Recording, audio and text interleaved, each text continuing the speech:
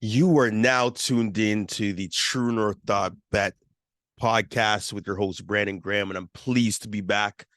Once again, TRUENORTH.BET, always a bet in the right direction, always a bet in the right direction with TRUENORTH.BET. Make sure to put down your parlays, put down your bets, bet on players, bet on teams, get it. Go on TRUENORTH.BET and make sure you lay down all of your bets on that platform because it's just the greatest out there. You have to tap in. I'm urging you and imploring you all to do so. This is BG Brandon Graham here with you again. So glad to be back and actually talking about NCAA football, NFL football. It's incredible time. And I'm really glad to actually be doing this because re-energized. Now we have the point where we're actually, right now, conference championships happen. My Ohio State Buckeyes, wearing my Ohio State red right now. They have not made it. They did not win, the game up north. But inevitably, as all things usually end up great for the Ohio State Buckeyes, they are back in the Final Four. Let's go. Back in the Final Four, the Ohio State Buckeyes. Everyone that talked trash, everyone that said something about the Ohio State Buckeyes not making the college football playoff, you're wrong. Eat your words. C.J. Stroud, Marvin Harrison Jr., Emeka Ibuka, Trey Henderson, Mayan Williams. The list goes on and on of all the playmakers they had. Julian Fleming. The list goes on and on for everyone that they have. And of course, they've done an incredible job this year. Obviously met the 11-0 Michigan Wolverines as they were 11-0 as well, too. Lost in Columbus, which is tragic. Finesse type of football versus really tough football. Running the ball with Terrence Edwards, as well as Blake Corum. Having that being done to them, the O-line in the Michigan has just been incredible for years now. I would say in the last 3 years, Michigan is back. Michigan is absolutely back. All right. That's bottom line. And once again, it's Donovan Edwards, Blake Corum, the best 1-2 punch running backs in the entire country. Had Cornelius, had JJ McCarthy throw the ball really well. They played their best game when it mattered most. And when it mattered most is that game. And I don't care. Yes, Michigan does have to win a championship to actually be fully back for Jim Harbaugh, but it took years. There was a point where Jim Harbaugh lost to Urban Meyer, lost to, of course, Ryan Day as well too, in this game because it was the biggest game always in the Big Ten. I think it's the best rivalry in college football. It's bigger than the Iron Bowl between Auburn and Alabama. I think that he was dominated for quite a long time, and people even said like, "Hey, is he going to get fired?" Remember, he signed a mega contract with Michigan, and now they're back to prominence. They're playing his type of football, which is just smash mouth football, run the ball down your throat. You know what's coming. You still can't stop it, and then that sets up the play action pass. The better you can run, sets the play action pass because the defense is going to expect the run, and then you can just dip it over top to Cornelius, Ronnie Bell, and all the really talented guys they have on the outside in Michigan, but.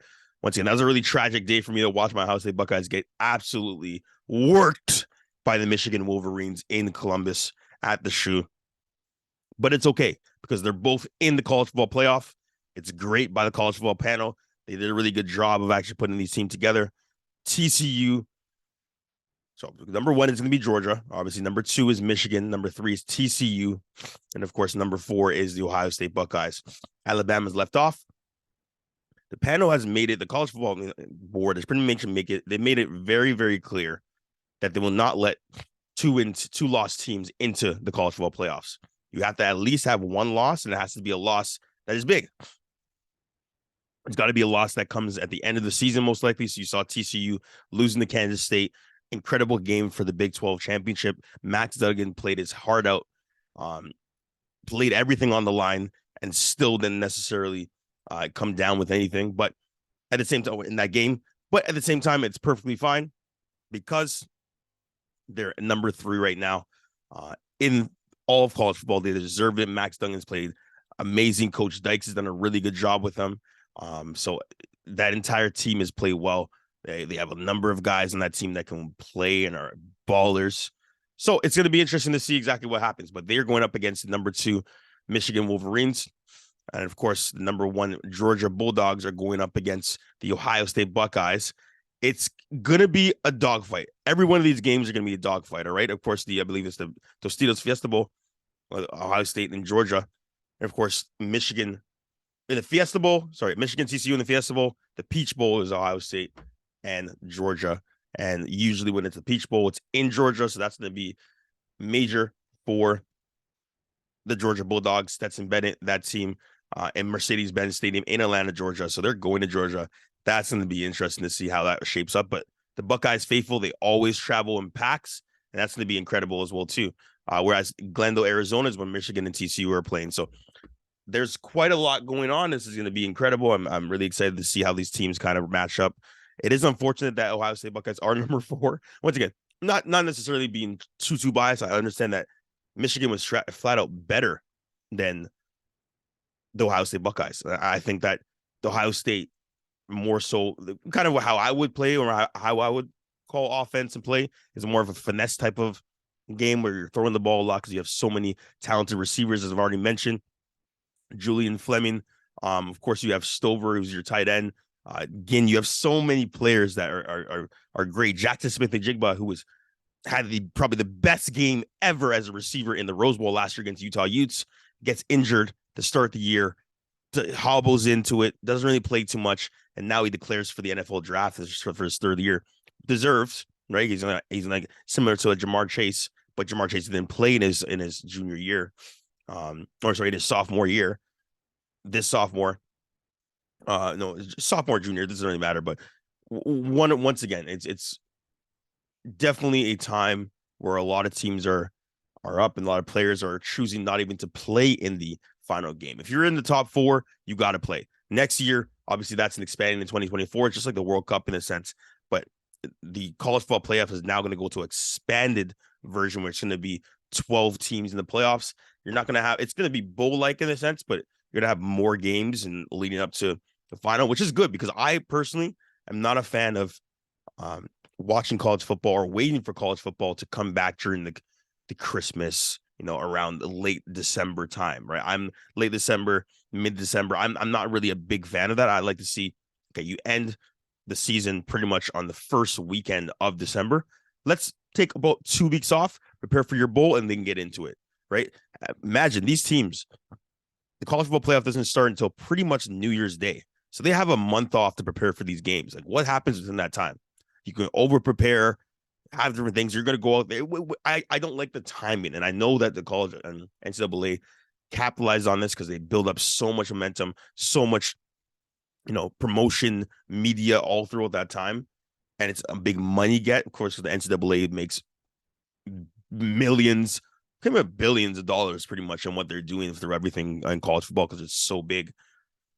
But I'm a fan of seeing more freaking football and not having to wait till that point. Yeah, have the championship near December, near in January, first of all, similar to how it's always been, but have a lead up now. And I like that they're expanding it to 12 teams, which means that essentially to the top 4 teams, like the Alabamas, the Ohio States, you could even put Clemson in there, probably Georgia as well. If they continue what they're doing, they're always going to be in it, right? The teams are always winning. They're going to be in it, but it's going to be interesting to see how they expand and kind of go from there, right? Because that's going to be interesting. It's just going to be really interesting to see them all together. But going back to these 2 games, I'm going to start with the TCU versus Michigan game. Or before I even get into that, I have a little pickle to pretty much pick right now. And it's something that I believe a lot of people will agree with me on. And it is the Heisman finalist. Okay. The Heisman finalist right now is Stetson Bennett, who's 25 years old, born in 97. He's 25 years old. He's the same age as Lamar Jackson. Take that in. Same age as Lamar Jackson, number 1 team in the country. He wins the championship last year with a number of guys. Of course, he's still back for this year. Obviously, he has eligibility, but he's 25. The same age as Lamar Jackson. Same age as a lot of guys, or even older than a lot of guys that are in the league right now in the NFL. Anyways, got Stetson Bennett, who I don't think is deserving, but he's done a good job. CJ Stroud, of course, from Ohio State Buckeyes, an incredible year. Once again, back-to-back Offensive Player of the Year in the Big Ten.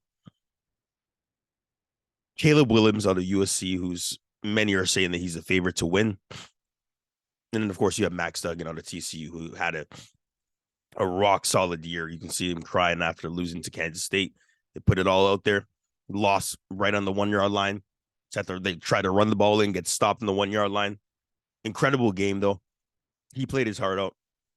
He played good enough, but definitely deserving of being in the top four. And I'm really happy for the TCU Horned Frogs because they deserve that. They ran the table the entire year. They got out of the big games. They almost lost to Baylor a week before this game. They get out of 2 weeks. Sorry, 2 weeks before they got out of that. Max Duggan has played amazing every single game. He's put up a fight every game, and he's been another guy that's been around for quite a long time. I think he's 24, but you can see how much it means to him because he's running the ball, running his butt off pretty much in every play, throwing the ball with precision. He's going to be a really good pro, I believe. He's just a gamer, and not to take anything away from Stetson Bennett, he's a gamer as well too. All these guys are gamers, 4 quarterbacks. But I believe that, even just having Hendon Hooker there, who's Tennessee. So Tennessee really got done dirty the entire time. Tennessee, a team that beat Alabama, was the number 2 team at one point, was number 1 as well too. Hendon Hooker has 27 touchdown passes, 2 interceptions. Stetson Bennett has 20 touchdown passes, 6 interceptions. All right. Passer rating, he's at Hendon Hooker's at 175.5. Stetson Bennett's at 154.6. The one thing with these 2 teams is that Georgia has an incredible running game. They have incredible O-line, incredible defense. Whereas Hendon Hooker, Jalen Hyatt on that team, the defense was decent, but not incredible. Offense played well the entire year. Hopefully Hendon Hooker's not out with the ACL tear, but he got injured in the last game against South Carolina. They lost that game. They lost to the Georgia Bulldogs. They got killed by Georgia because, once again, their defense is still good, so great. Obviously, on offense, they have a number of guys that are incredible. Bowser, you got 2 tight ends that are pretty much first-round picks. If you really think about first, second-round picks right now on that team, you have receivers that are really good. You have running backs that are great, but you have offensive linemen, most importantly, that are incredible on that team. And Stetson Bennett is just the guy that's at the helm, throwing the ball, and unfortunately gets put in there. If it were me choosing who these finalists would be, I would have Hendon Hooker there over Stetson Bennett or even Blake Corum. Blake Corum out of Michigan, running back, was by far the best running back the entire year, right? Beating Penn State, and, blowing games out. Donovan Edwards and him were incredible, but Blake Corum was absolutely money the entire year, right? If you really think about it. Did get injured a little bit later, but overall, he's kind of shown that he's just incredible. Like, he has a number of different ways to kind of hurt you. He's an absolute gamer, right? He can run in between the tackles. He can go outside. He's just the full package altogether. And if I were to pretty much look at everything he's done, right? He's averaging around 7 yards per carry. All right. The entire year, he pretty much carried more than, pretty much 1,000 yards, right? That's 1,400 yards, 1,463. So 1,463 yards for the entire season, 18 touchdowns. Didn't really drop the ball too much. 1 fumble loss the entire year, but 18 touchdowns for a running back is incredible. Him and Donovan Edwards are incredible, but Blake Corum definitely deserved to be there. And if it wasn't for his injury late, and it's kind of hard for a running back to stay up and healthy the entire year, but we've seen it from guys like, of course, seen it from Christian McCaffrey, we've seen it from Reggie Bush, but Blake Corum was that guy this year. The offensive line of Michigan is a problem. And I wouldn't be surprised if Michigan even wins the championship, to be honest with you. I'm saying that as an unbiased fan of college football, unbiased supporter of college football and everything that the sport offers. But they're going up against TCU. The one thing that TCU really struggles with is stopping the run, and especially a run that's really vicious. If they can stop the run and can bottle it up, Max Duggan should be able to kind of dissect that defense. But defense has played really well as well, too. They've done a good job. They stopped, in my opinion, the best aerial attack in all of college football in the Ohio State Buckeyes. I think they can do the same to TCU. They have a lot of guys like all over, but you really think about, when you really look at it, you think Ohio State, because of all the lessons they have, are just a better, more physical team. Michigan's the most fit. Them and Georgia are the most physical teams in this entire rank. But don't be surprised. Any one of these teams can go to the distance if they have 2 good performance and win. Georgia is the heavy favorite right now, obviously, because they're back-to-back. Well, they won the championship last year. Stetson Bennett is 25, the same age as Lamar Jackson, who has already been an MVP in the league and wants a big contract right now. So I'm going to take Michigan to win this game, which is obviously an easy pick, but I can see that TCU will give them a fight and try to show up, right? We'll be better than last year's Alabama versus Cincinnati, which was definitely not fair at all, because Alabama was just men against boys. at that point, even though Spencer Ritter was definitely a guy that should have taken more hardware home last year because he was incredible for his entire career at Cincinnati. Now he's obviously backing up Mariota with the Atlanta Falcons. Ohio State versus Georgia. Okay. Ohio State sneaks in. Did have an unfortunate loss against the Michigan Wolverines. Obviously, we said that before. But they have a chance. The only way they have a chance is if they can really maintain, if CJ Stroud can maintain his passing prowess throughout the entire game. If Trayvon Henderson is another guy that can actually step up and be healthy with Maya Williams, if they have those two running backs playing well, they have a chance. They have a chance. Of course, I'm biased. They still have a chance. They're probably the best 4 seed we've seen in a long time. They're not going to get blown out by this team, I don't think. I think they can probably keep it close for most of the game. The only way that Georgia kind of takes off is if they're just running the ball down their throat. Because you've seen with Donovan Edwards already, Blake Corum did play well against them, but he was still injured. But Donovan Edwards pretty much dissected this team through just running the ball. J.J. McCarthy dissected them through throwing the ball, which you never really see J.J. McCarthy do, but he did it. I'm so torn in this game because I do think both teams are good, but I think the physicality of Georgia would probably be too much for Ohio State, because you've already seen with Michigan. The second you're up on those quarterbacks and the run game gets to the second level, to the linebackers and to the DBs, it's a problem. If that happens against a great running attack that Georgia has outside of Stetson Bennett, it's going to be a problem for the Ohio State Buckeyes. And I'm taking Ohio State to win, but that's definitely with a grain of salt, because once again, Georgia's too good. But I'm gonna ride with that going forward from there. Right, we'll see exactly what happens. But 2 great games. Ohio State got in. All you trash talkers that said that they would not get in, I like me now. I like them now. You cannot get past the OHIO. You can't get past it. They're too nice. But CJ Stroud's got to be money the entire game.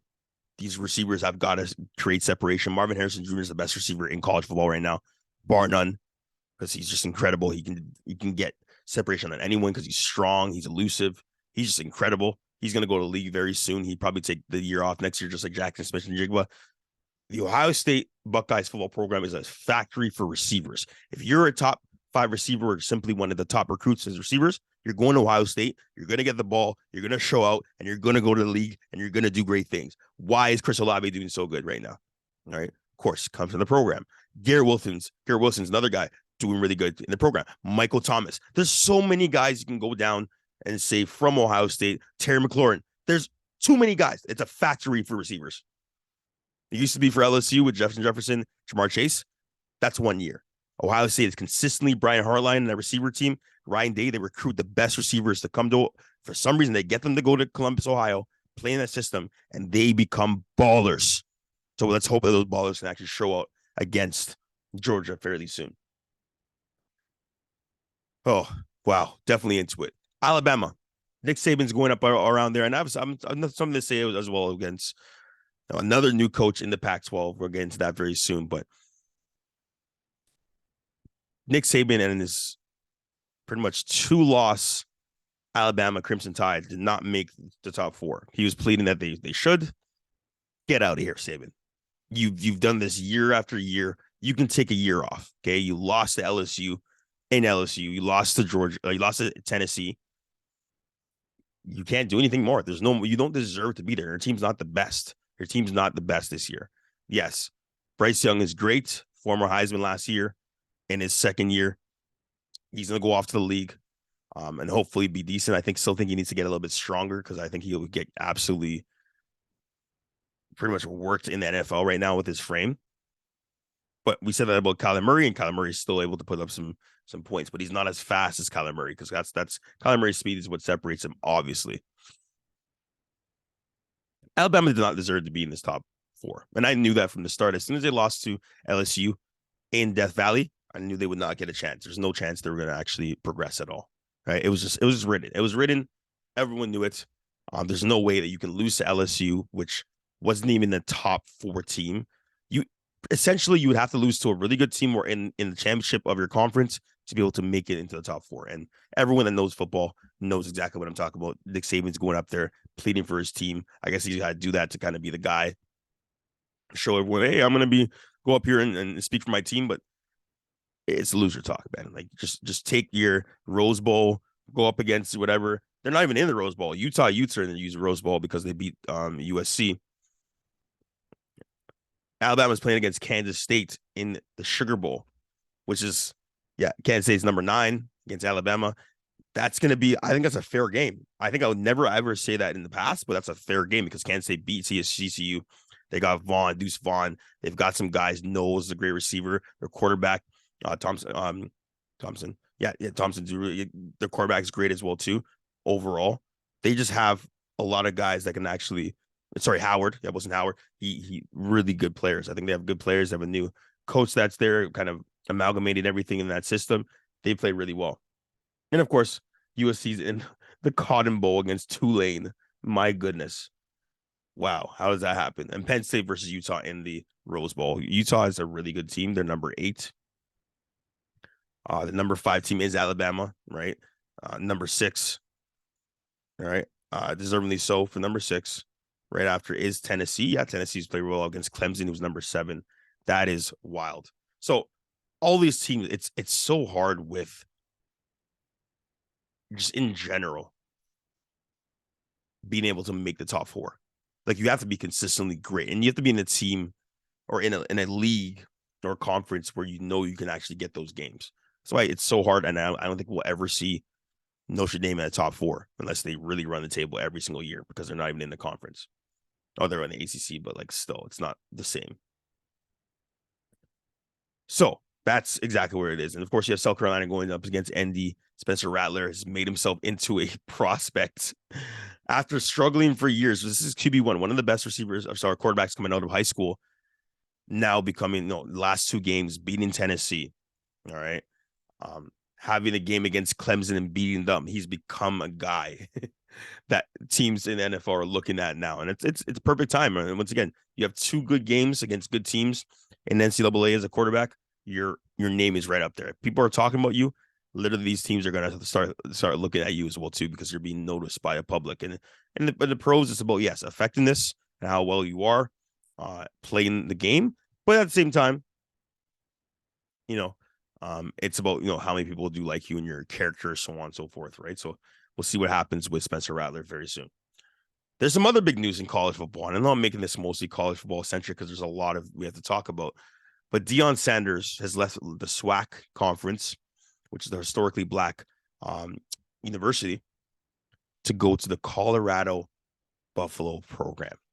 And that's in the Pac-12. They won 1 game last year. He's went up in the big press conference, had it filmed, pretty much said, hey, I'm glad we have a few positions sorted and bring my luggage, and it's Louis. Pretty much telling the team, like, hey, some of you guys got to get out of here. You got to go get prepared for the portal, because he wants guys that are smart, disciplined, good thinkers, good character.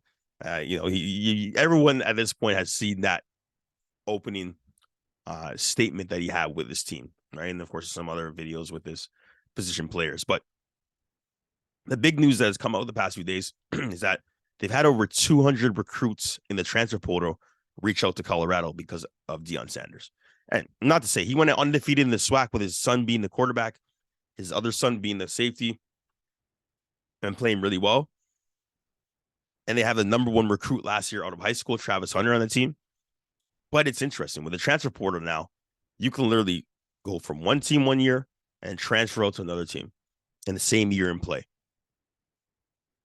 They have already received, and there's a tweet from Trey Sanders, who's a running back for the Alabama Crimson Tide, say that he wants to leave. It's like, hey, you have any space for me, Unc?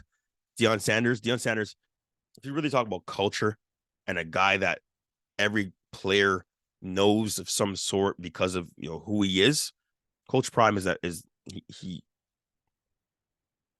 epitome of that. He epitomizes it, right? It's a guy that is a big character guy, a big personality. You can see he does a lot for his players. He's a good coach. He's proven it. Now he's going to a program where he's getting paid a lot more. And apparently he used to give a lot of his money that he made in at Jackson State and give it into the program for facilities, so on and so forth. But he's making around $5 million per year to start. Who knows where all the money where that is going to be going, but everything's going to be different. He's in the program now in Colorado. It's Colorado. You have to, they're going to now be on the national stage to see how he does. But there's a lot of guys that have reached out to him, and now you would never think you would find a player from Nick Saban's program wanting to go to a team and a coach that's not even proven himself in a Power 5 conference. And now he's in the Power 5 conference in the Pac-12. So now you got to go up against the USCs, the Utahs, the Oregons, Oregon State, Washington. Like these are some teams. These are some teams that actually can play. And he say he's coming. I have no, I don't believe that they're going to struggle. I think they're going to have a lot of players come into that program. They only won one game last year, so obviously something's wrong. A lot of those guys got to go in the portal, but they've had over 1,000 players in the portal right now. So there's obviously a problem with the system. I don't even know if it's a problem because you can equate it to coaches leaving whenever they want as well too. Because now players are actually going to certain places, being offered money. Like JT Daniels, who's a backup quarterback for the Georgia Bulldogs, should have played, right? He's in the same high school as Bryce Young, played right after Bryce Young, killed it, did really well, played with Amon-Ra St. Brown, actually played before Bryce Young. Amon-Ra St. Brown, these guys are best friends, went to high school together. Amon-Ra goes to USC, he goes to USC with him, backs up at USC, doesn't really play as much, plays a little bit, then he transfers to Georgia, right? Because they have another quarterback that came in after he got injured, goes to Georgia, gets injured, Stetson Bennett wins the competition, becomes a quarterback there. He transferred from Georgia to West Virginia, asked for a house, requested a house, didn't get a house, but they gave him upwards of $400,000 to $600,000 just to be there for half a year. The transfer portal and what these kids are asking for with name, image, likeness, and no money is incredible. If you're a player right now and you want to kind of travel around and get more money and kind of follow the bag, the transfer portal is where you got to go. That's your dimension to the more of the bag. And all these guys are going around every single year, going to different programs, so on and so forth. They're not going to leave the top 4 programs, but you already saw a backup running back, Trey Sanders, who's going to probably start next year with Jamar Gibbs, ends up asking Deion Sanders if he can come to his program. So to be honest with you, just Deion Sanders being a guy, being popular, you can put yourself on the platform, on a pedestal, but just playing with him. Because if you know that you're going to get his best, you know you're going to get exposure because Deion Sanders, so on and so forth. So that means more money is going to come in as well, too. The college football game is incredible. It's a different animal altogether. And we'll see exactly what happens with everything that transpires. But college football playoff is set. Heisman finalists are set. It's still great. There's obviously a lot that you can question, but it's still a good product. And that's the bottom line. Shifting to the NFL now, you'll find me at the Buffalo Bills game. So hopefully I will have some videos and whatnot I can share with TrueNorth.BET fans, so on and so forth. But make sure you always bet at TrueNorth.BET, always bet in the right direction. In regards to Super Bowl champion Odell Beckham Jr., he worked out for the Dallas Cowboys, but they didn't see him cut. They didn't see him do a bunch of things. And of course, you were hearing chatter of him signing with the Cowboys, increasing the cachet there at wide receiver. They're saying it's a concern. They're saying I don't think he's ready. So that's unfortunate. And they're probably, you heard Jerry Jones not really as hyped on the Odell Beckham train as usual. He's right now a little bit concerned with that. So I don't think he's going to sign with the Cowboys because they did this physical. We didn't really show up the best. But Odell tweeted out a chess piece. So who knows if he's playing chess? Who knows? Who cares? If he plays, he plays. He just tore his ACL. I don't know if he's going to be the same player. Who knows what will happen, but he's gone through something like this before. I think he'll be back. He's still incredible talent, so I expect him to be great. Von Miller's out for the season for the ACL tear as well. Both guys, former Rams players, out for the season because of injuries. And how will that affect the Bills long term? It will affect them because they were saving them really for the playoffs, not playing him as much, pretty much having him reduce snaps. But he was still getting to the quarterback. He's still playing really well. It was prime Von Miller for a while, but he's out for the year right now. So let's hope the Bills can actually put it together. But it's unfortunate because he's a great player. He will play again next year. He will be back to prominence. I don't know if he's gonna play for too much longer, but I still think teams are gonna still want his services because he's proved himself for years. And Von Miller's a baller. Odell's a baller. Godspeed on the recovery for both of them. I myself know long-term recoveries as I'm still recovering from my Achilles injury. Couldn't run, but it takes time. And I did it in April, right? How many months is that? Like 6 months right now? So it takes time, right? But they're saying that Odell's not going to be ready till January. Of course, Von Miller's not going to be ready at all this year. So we'll see exactly what transpires. Baker Mayfield has been picked up by the Los Angeles Rams because they've gone through Perkins, the QB carousel, Wofford, Matt Stafford is injured because of a spinal injury. Who knows if that's going to be a year thing or even his career. Let's hope not. It's a career. Let's hope it's not. But he did have a good run because he did win a championship or win a Super Bowl.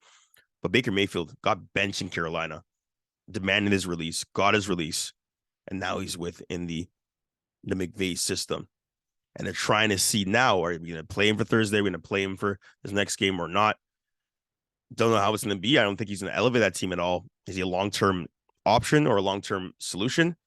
I've lost a lot of faith in Baker Mayfield. Thought he did okay with the Browns. I just don't know if he has it. Because you usually know at a certain point if a guy has it. There's really bad situations for certain players. Like Sam Darnold, many people still believe that he has a lot to prove as well. I'm not done with these quarterbacks, but like you get a few opportunities and you're like, okay, this is going to be a workout or it's not. Quarterback position, as I said before in this podcast, is the hardest position in sports. So we'll see. We'll see what happens, what transpires with that. But he's now playing. He's going to be over those two backups, definitely the best option. But he's going to learn to play out the system early on. It's going to need more time to get into the playbook, so on and so forth. So we'll see what happens. But interesting pickup. And he may be a long-term solution for the Rams because, of course, they've struggled this year and they're not going to make playoffs at all this year as well, too.